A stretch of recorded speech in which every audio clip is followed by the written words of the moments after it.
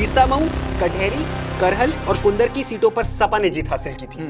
वहीं आगे की तरफ बढ़ते हैं तो भाजपा ने फूलपुर, गाजियाबाद, मंझवा और खैर पर जीत हासिल की थी। उसके साथ साथ एक सीट है विशाल, एक सीट जो मिल्कीपुर, उसकी बात चर्चा हो रही है, जिसमें बार बार सपा ने ये मुद्दा बनाया था कि जानबूझ करके इस सीट पर चुनाव नहीं कराया। बिल्कुल आ सकता है वहाँ पे समाजवादी पार्टी के। देखिए वो जो जिला लगता है वो पूरा का पूरा समाजवादी पार्टी का गढ़ माना जाता है। बिल्कुल। और कहल जो सीट है वो समाजवादी पार्टी के फेवर में ही जा सकती है। हालांकि जो 400 पार का जो नारा पहले दिया गया था वो कहीं ना कहीं डैमेज हुआ, तो मोरल डाउन हुआ, तो कार्यकर्ताओं में भी निराशा हुई और प्रधानमंत्री का चेहरा भी हमने उस समय देखा था। लेकिन हरियाणा की जो जीत है वो संजीवनी बन के आई। नमस्कार, इंडिया टीवी के डिजिटल प्लेटफॉर्म पर आपका स्वागत है। मैं हूं आपके साथ दीपक प्रजापति और मेरे साथ विशाल है। आज हम आपके साथ एक और चीज पे चर्चा करेंगे, यूपी के बाईपोल पर। विशाल, यूपी की 9 सीटों पर चुनाव होने वाला है और जैसे कि हम नए सेगमेंट लेकर के आए हैं जिसमें हम मैप के थ्रू अपने ऑडियंस को समझाते हैं ताकि इजी तरीके से उन्हें समझ आए। तो आज जरा हम इस पे डिस्कशन करेंगे और जनता से भी सवाल जवाब करेंगे। बिल्कुल दीपक, एकदम सही बात है। उत्तर प्रदेश में जब लोकसभा चुनाव के नतीजे आए थे तो मुझे लगता है कि दिल्ली का रास्ता उत्तर प्रदेश तय करता है और उस वक्त उत्तर प्रदेश ने सबसे ज्यादा शॉक किया था। अखिलेश यादव को सबसे ज्यादा सीट दी थी। ऐसे में उत्तर प्रदेश में उपचुनाव के नतीजे बहुत ज्यादा मैटर करते हैं कि ये किस तरफ रुझान करेंगे, किस तरफ दिशा करेंगे। वही बात करते हैं कौन कौन सी सीट्स पर ये चुनाव होने वाले हैं। तो ये एक है कटहरी अंबेडकर नगर की जो कि सीट है, वहां पे चुनाव होने वाला है। करहल मैनपुरी में होने वाला है और मीरापुर मुजफ्फरनगर में भी एक तीसरी सीट रहेगी जिस पर ये चुनाव होगा। वही आगे की बात पढ़ेंगे तो दिल्ली से सटा हुआ इलाका गाजियाबाद, अतुल गर्ग जहां से अभी सांसद सीट है, बिल्कुल वहां पे भी ये चुनाव होने वाला है। उसके बाद आगे बढ़ते हैं तो मझवा इन मिर्जापुर, ये चुनाव वहां पे भी होगा। और उसके बाद सीसामऊ कानपुर में रहेगा और खैर अलीगढ़ में भी ये चुनाव होगा। उसके बाद बची हुई 2 सीटों की बात करें तो फूलपुर प्रयागराज में और कुंदर की मुरादाबाद। तो ये 9 सीटें रहने वाली है जिसमें ये उपचुनाव होने वाला है। और जैसा कि आप जानते हैं झारखंड और महाराष्ट्र के चुनाव भी चल रहे हैं और उसी के साथ साथ बटेंगे तो कटेंगे, ये इस वक्त एक सबसे बड़ा रिमार्क है, जो सबसे बड़ा समझ लीजिए सबसे बड़ा डायलॉग है जो इस पूरे इलेक्शन को गाइड कर रहा है। दीपक देखिए, बटेंगे तो कटेंगे, जिस तरह से आदित्यनाथ जी ने यह बयान दिया, उसके बाद सपा कहां पीछे रहने वाली थी। सपा की तरफ से बयान आया कि बटेंगे तो 1200 रुपए में सिलेंडर मिलेगा, एक रहेंगे तो 400 रुपए में सिलेंडर मिलेगा।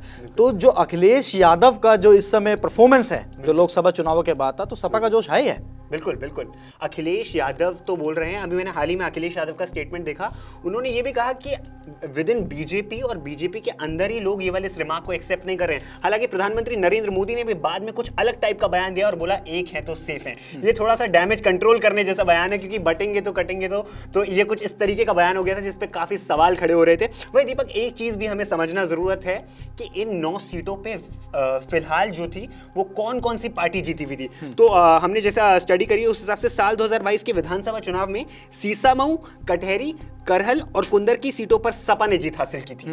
वहीं आगे की तरफ बढ़ते हैं तो भाजपा ने फूलपुर, गाजियाबाद, मंझवा और खैर पर जीत हासिल की थी। और उसके बाद आगे की तरफ हम बढ़ेंगे तो कांग्रेस उपचुनाव नहीं लड़ रही है। सबसे बड़ी बात दर्शकों को यह बताना बहुत जरूरी है कि ये सीधी फाइट बीजेपी और सपा के बीच में हो रही है और एक तरीके से इंडी अलायंस के बीच में हो रही है, क्योंकि कांग्रेस का पूरा समर्थन वो लोग दे रहे हैं, बैकडोर से कांग्रेस समाजवादी पार्टी को दे रहे हैं। वहीं आगे की तरफ अगर हम चलते हैं तो बहुजन समाजवादी पार्टी भी इस पर 9 की 9 सीटों पर चुनाव लड़ रही है, जो कि वो हमेशा करती है। आजाद समाज पार्टी भी इस पे चुनाव लड़ रही है और आम आदमी पार्टी ने भी कहीं ना कहीं साइलेंट सपोर्ट जो है वो इंडिया गठबंधन को दिया हुआ है। तो अब जो ये महाराष्ट्र के चुनाव है, झारखंड के चुनाव है, उसके साथ साथ 9 विधानसभा के चुनाव होंगे, उपचुनाव जो होंगे 9 सीटों पर। उसके साथ साथ एक सीट है विशाल, एक सीट जो मिल्कीपुर, उसकी बात चर्चा हो रही है, जिसमें बार बार सपा ने ये मुद्दा बनाया था कि जानबूझ करके इस सीट पर चुनाव नहीं कराया। बिल्कुल, देखिए ये बड़ी इंटरेस्टिंग चीज है। मिल्कीपुर से जो विधायक हैं वही हैं अयोध्या के सांसद, फैजाबाद एग्जैक्टली फैजाबाद वाली सीट के जिसको अयोध्या भी कहा जाता है। और जो सबसे ट्रेंडिंग सीट थी, सबसे बड़ा मुद्दा बनाया है विपक्ष ने कि जिस अयोध्या में राम मंदिर की बात की गई थी उसी जगह से भारतीय जनता पार्टी हार गई। तो वहां से विधायक थे अवधेश प्रसाद और अब वो उस सीट से सांसद हैं और उस सीट पे री इलेक्शन नहीं हो रहा है। बिल्कुल, अभी उसको रोक रखा है उस इलेक्शन। सपा ने बार बार ये आरोप लगाया कि बीजेपी जानबूझ करके इलेक्शन नहीं कराना चाहती, हालांकि ये चुनाव आयोग के अधिकार में आता है और चुनाव आयोग ही इस पर जो भी निर्णय लेना पता है। देखिए सबसे इंटरेस्टिंग तो बात ये हो गई है कि पिछले कुछ समय से चुनाव आयोग का कोई भी फैसला होता है तो भारतीय जनता पार्टी पे ही सारे आरोप लगते हैं, क्योंकि विपक्ष का कहना है देश में डेमोक्रेसी खत्म हो गई है, संविधान की विपक्ष बात कर रहा है और लगातार राहुल गांधी इस मुद्दे को उछालते रहे हैं कि संविधान खतरे में है। और अब आगे बात आ रही है जातिगत जनगणना पे, जिसके काउंटर में मुझे लगता है भारतीय जनता पार्टी लेकर आई कि एक है तो सेफ है, क्योंकि वो अभी भी चाहते हैं कि इन दोनों स्टेट्स में वो चाहते हैं कि वो हिंदू वोट बैंक को कल्मिनेट करें और एक साथ मिलकर हिंदू वोट बैंक का फायदा उठाएं।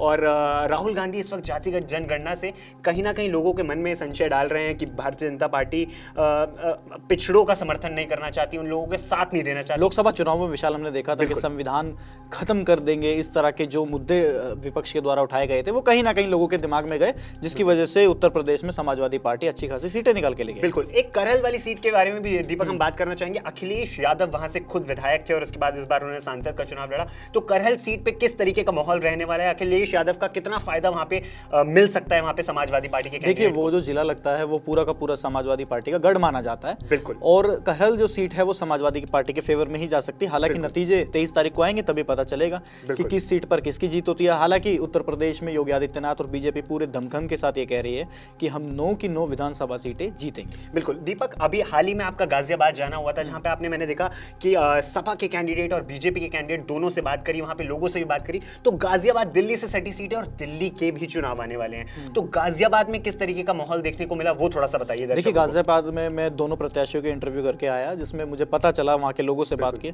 तो उपचुनाव में विशाल होता है ना कि उपचुनाव है, एक सीट है, उससे कोई बड़ा कोई फैसला होता नहीं है, ना मुख्यमंत्री चेंज होगा ना कुछ। तो वो जो सीट है ना वो ऐसा है कि बीजेपी इस चीज पर ज्यादा जोर दे रही है कि पन्ना प्रमुखों को बाहर निकाला जाए। बिल्कुल। वो जाकर के वोटिंग कराए, तब जाके उनका जीत का मार्जिन ही डिसाइड करेगा। हालांकि एक तरफा मामला जाता हुआ वहां पर दिखाई दे रहा है, लेकिन चुनाव है, चुनाव कुछ कह नहीं सकते। हालांकि हम लोग इस वक्त बाईपोल्स की बात कर रहे हैं, लेकिन दीपक थोड़ा सा जिक्र इस वक्त दिल्ली का भी होगा, क्योंकि दिल्ली के चुनाव भी आने वाले हैं और दिल्ली में लगातार इसके बाद से जस्ट तुरंत बाद ही दिल्ली में भी चुनाव होने वाले हैं। तो ऐसे में दिल्ली में सियासी हलचल तेज हो गई है।